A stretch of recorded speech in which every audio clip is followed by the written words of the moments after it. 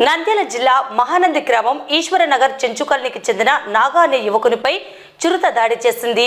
ఈ దాడిలో యువకునికి గాయాలు అయ్యాయి. మహానంది గ్రామం ఈశ్వరనగర్ చెంచుకాలనీకి చెందిన నాగా అనే యువకుడు మంగళవారం రాత్రి దాదాపు 7 గంటల ప్రాంతంలో బహిర్భూమికి వెళ్లిన సందర్భంలో చిరుత వెనుక నుండి అకస్మాత్తుగా దాడికి పాల్పడింది. శరీరంపై పలు చోట్ల చిరుత చేసిన గాయాలు ఉన్నాయి. అప్రమత్తమైన యువకుడు చిరుత దాడి నుండి బయటపడ్డాడు.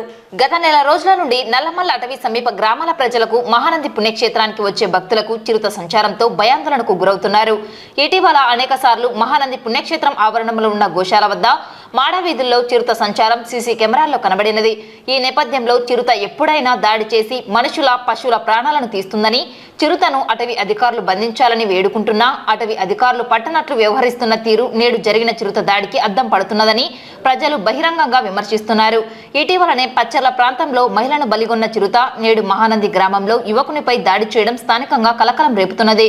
గ్రామ ప్రజలు బయటికి వెళ్లేందుకు సాహసించడం లేదు. ఇప్పటికైనా అటవీ అధికారులు అప్రమత్తమయ్యి చిరుతను బంధించాలని ప్రజలు కోరుతున్నారు.